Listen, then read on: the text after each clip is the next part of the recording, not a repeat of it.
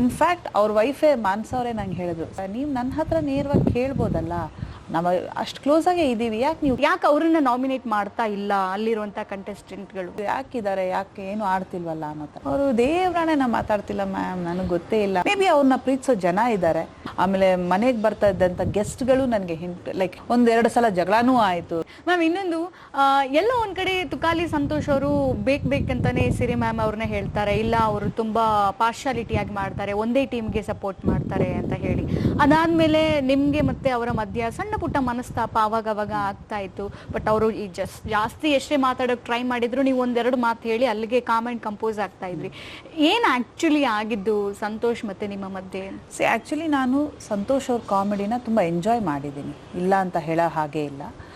ಆದರೆ ಏನಾಗ್ತಿತ್ತು, ಅವ್ರು ಹಿಂದೆ ಮಾತಾಡ್ತಿದ್ರು ಅನ್ನೋದನ್ನ ನಾನು ಬಹಳಷ್ಟು ಕೇಳ್ತಾ ಇದ್ದೆ. ಒಂದು ಟೀಮ್ ಲೀಡರ್ ಆದಾಗೂ ನನ್ನ ಟೀಮ್ ಬಂದು ನನಗೆ ಹೇಳಿತ್ತು, ಇಲ್ಲ ಈ ಥರ ತುಕಾಲಿ ಸಂತೋಷ್ ಅವ್ರು ಹೇಳಿದ್ರು ಅಂತ. ಆಮೇಲೆ ಮನೆಗೆ ಬರ್ತಾ ಇದ್ದಂಥ ಗೆಸ್ಟ್ಗಳು ನನಗೆ ಲೈಕ್ ಹೇಳೋರು, ಹಿಂದೆ ಮಾತಾಡ್ತಿದ್ದಾರೆ ಹುಷಾರು ಅನ್ನೋ ಥರ. ಇನ್ಫ್ಯಾಕ್ಟ್ ಅವ್ರ ವೈಫೇ ಮಾನ್ಸವ್ರೆ ನಂಗೆ ಹೇಳಿದ್ರು, ಸರಿ ಮ್ಯಾಮ್ ನೋಡ್ಕೊಳ್ಳಿ, ನೀವು ಹೊರಗೆ ಬಂದಮೇಲೆ ನೋಡಿ ಅನ್ನೋ ಥರ ಹೇಳ್ತಾ ಇದ್ರು. ಸೊ ಇದೆಲ್ಲ ಏನು ಅನಿಸ್ತಿತ್ತು ಅಂದರೆ, ಮಾತಾಡ್ತಿದ್ದಾರೆ ಬಟ್ ನಾನು ನನ್ನ ಕಣ್ಣಾರೆ ನೋಡಿಲ್ಲ ಅಲ್ಲ, ಕೇಳೋದಿಕ್ಕಾಗಲಿ. ನಾನು ನನ್ನ ಕಣ್ಣಾರೆ ನೋಡಿದ್ದೀನಿ ಅಂದರೆ ಕೇಳ್ಬೋದು. ಒಂದೆರಡು ಸಲ ಮನಸ್ತಾಪ ಆಗಿದ್ದು ಅದೇ ಕಾರಣಕ್ಕೆ ನಾನು ನೋಡಿದೆ ಅಂತ. ತಮಾಷೆ ಇಮಿಟೇಟ್ ಮಾಡೋದು, ಮಿಮಿಕ್ರಿ ಮಾಡೋದು, ಇಟ್ಸ್ ಓಕೆ ಫಾರ್ ಮಿ. ಕಮಿಡಿಯನ್ನು ಮಾಡಲೇಬೇಕಾಗತ್ತೆ. ಆದರೆ ಹಿಂದೆ ಮಾತಾಡೋದಿಲ್ಲ, ಗಾಸಿಪ್ ಮಾಡೋದು ನನಗೆ ಇಷ್ಟ ಆಗಲಿಲ್ಲ. ಇನಿಷಿಯಲಿ ಸ್ವಲ್ಪ ದಿನ ನಾನು ಅವ್ರ ಹತ್ರ ಮಾತಾಡಿದೆ ಕೂಡ, ನೀವು ನನ್ನ ಹತ್ರ ನೇರವಾಗಿ ಕೇಳ್ಬೋದಲ್ಲ, ನಾವು ಅಷ್ಟು ಕ್ಲೋಸಾಗೇ ಇದ್ದೀವಿ, ಯಾಕೆ ನೀವು ಕೇಳ್ತಾ ಇಲ್ಲ, ನನ್ನ ಮುಖದ ಮೇಲೆ ಕೇಳಿ, ನಾನು ಉತ್ತರ ಕೊಡ್ತೀನಿ ನಿಮಗೆ, ಯಾಕೆ ಹಿಂದೆ ಹೋಗಿ ಮಾತಾಡೋದು ಅಂತ. ಅವರು ದೇವ್ರಾಣೆ ನಾ ಮಾತಾಡ್ತಿಲ್ಲ ಮ್ಯಾಮ್, ನನಗೆ ಗೊತ್ತೇ ಇಲ್ಲ ಅನ್ನೋರು. ಆಮೇಲೆ ಹೋಗ್ತಾ ಇದು ನನಗೆ ಕಾಮನ್ ಆಗೋಯ್ತು. ಆ್ಯಂಡ್ ಸುದೀಪ್ ಸರ್ ಒಂದು ಸಲ ಹೇಳಿದರು ಕೂಡ, ಕೆಲವೊಂದು ಮಾತಾಡಬೇಕು, ಕೆಲವೊಂದು ಕಾನ್ವರ್ಸೇಷನ್ಸ್ ನಡೀಬೇಕು, ಕೆಲವೊಂದಕ್ಕೆ ನೀವು ಒಪಿನಿಯನ್ಸ್ ಫಾರ್ಮ್ ಮಾಡಬೇಕು, ಇನ್ನು ಕೆಲವನ್ನ ನೀವು ಇಗ್ನೋರ್ ಮಾಡಬೇಕು ಅಂತ. So I felt I should ignore it.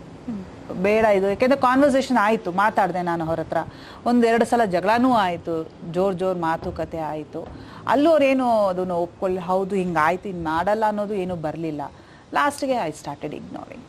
Okay, ignore ಮಾಡ್ತಾ ಬರ್ತೀನಿ, ಜನ ನೋಡ್ತಾರೆ ಅಷ್ಟೇ. ಮ್ಯಾಮ್ ಇನ್ನೊಂದು, ವರ್ತೂರ್ ಸಂತೋಷ್ ಅವರು ಪರ್ಫಾರ್ಮೆನ್ಸ್ ಆಗಲಿ, ಅವರ ಕಾಂಟ್ರಿಬ್ಯೂಷನ್ ಆಗಲಿ ತುಂಬ ಕಡಿಮೆ ಇದೆ ನಾವು ನೋಡ್ತಾ ಹೋದರೆ. ಈಗ ನೀವು ಪಾರ್ಟಿಸಿಪೇಟ್ ಮಾಡ್ತಾ ಇದ್ರಿ, ಈಗ ಎಲ್ಲೋ ಒಂದು ಟಾಸ್ಕ್ ಬಂದಾಗೆ ಸಂಗೀತ ಅವರು ಕೂಡ ನಿಮ್ಮನ್ನ ತಗೊಳ್ಳೋದಿಲ್ಲ, ತನಿಷಾ ಅವರು ಕೂಡ ತಗೊಳ್ಳೋದಿಲ್ಲ. ಬಟ್ ಬಿಗ್ ಬಾಸ್ ಹೇಳುತ್ತೆ ನೀವು ಸಪ್ರೇಟ್ ಆಗಿ ಒಬ್ಬರೇ ಆಡ್ಬೋದು, ನಿಮಗೆ ಪಾಯಿಂಟ್ ಸಿಗುತ್ತೆ ಅಂತ ಹೇಳಿ. ಬಟ್ ಅಲ್ಲಿ ವರ್ತೂರ್ ಸಂತೋಷ್ ಅವ್ರದ್ದು ಕಾಂಟ್ರಿಬ್ಯೂಷನ್ ಏನೂ ಇರಲ್ಲ. ಹೇಗೆ ಸೇವ್ ಆಗ್ತಿದ್ದಾರೆ, ಯಾಕೆ ಅವ್ರನ್ನ ನಾಮಿನೇಟ್ ಮಾಡ್ತಾ ಇಲ್ಲ ಅಲ್ಲಿರುವಂಥ ಕಂಟೆಸ್ಟೆಂಟ್ಗಳು ಅಂತ? ಇಲ್ಲ, ಆ ಒಂದು ಟಾಸ್ಕಲ್ಲಿ ಇಬ್ಬರು ನನ್ನ ತಗೊಂಡ್ರು, ತನಿಷಾನೂ ತಗೊಂಡ್ರು, ಸಂಗೀತನೂ ನನ್ನನ್ನು ಕೊಂಡ್ಕೋತಾರೆ. ಆದರೆ ನಾನು ಒಪ್ಪಲಿಲ್ಲ, ಆ ಬೆಲೆಗೆ ನಾನು ಬರೋದಿಲ್ಲ, ನಾನು ಇಂಡಿವಿಜುವಲ್ ಆಗಿ ಆಡ್ತೀನಿ, ಪರವಾಗಿಲ್ಲ, ನನಗೆ ಬಿಗ್ ಬಾಸ್ ಬೇರೆ ಏನೋ ದಾರಿ ತೋರಿಸ್ತಾರೆ, ನನಗೆ ಇಟ್ಸ್ ಓಕೆ, ನಾನು ಆ ಬೆಲೆಗೆ ನಾನು ಬರೋದಿಲ್ಲ. ಕೊಂಡ್ಕೊಂಡ್ರೆ ಎಲ್ಲರೂ ಅದೇ ಇದರಲ್ಲೇ ಕೊಂಡ್ಕೊಳ್ಳಿ, ಇಲ್ಲ ಬೇಡ ಅನ್ನೋದ್ರಲ್ಲಿ ನಾನಿದ್ದೆ. ಆಮೇಲೆ ವರ್ತೂರ್ ಅವ್ರದ್ದು ಏನಂದರೆ, ನಾಮಿನೇಷನ್ಸಲ್ಲಿ ಬರ್ತಾರೆ, ಒಂದು 2-3 ವಾರ ಸೇವ್ ಆದರು, ಈಗಂತೂ ಬರ್ತಾ ಇದ್ದಾರೆ, ಬಿಕಾಸ್ ರೆಕಗ್ನೈಸ್ ಮಾಡ್ತಾ ಬಂದರು, ಇವ್ರು ಯಾಕಿದ್ದಾರೆ, ಯಾಕೆ ಏನು ಆಡ್ತಿಲ್ವಲ್ಲ ಅನ್ನೋ ಥರ. ಟಾಸ್ಕ್ ಅಂತ ಬಂದು ಅವ್ರು ಇರೋದು ಹಾಗೆ. ಅವ್ರು ನನ್ನ ಹತ್ರ ಸುಮಾರು ಸಲ ಹೇಳಿದ್ದಾರೆ ಕೂಡ, ಅಕ್ಕ ಇವ್ರು ಏನಾದರೂ ಹೇಳಿ, ನಾನು ಇರೋದು ಹೀಗೆ ಅಕ್ಕ, ನಾನು ಹೀಗೆ ಇರ್ತೀನಿ, ನಾನು ಕ್ಲಾರಿಟಿ ಎಲ್ಲ ಏನು ನಂಗೆ ಕೊಡೋಕ್ಕೆ ಇಷ್ಟ ಇಲ್ಲ, ಅಲ್ಲಿ ಮಾತಾಡೋ ಹತ್ರ ಮಾತಾಡ್ಬಿಟ್ಟು ನಾನು ಸುಮ್ಮನೆ ಆಗ್ತೀನಿ, ಮತ್ತೆ ಕ್ಯಾರಿ ಮಾಡೋಕ್ಕೆ ನನಗೆ ಇಷ್ಟ ಆಗೋದಿಲ್ಲ ಅಂತ ಹೇಳೋರು.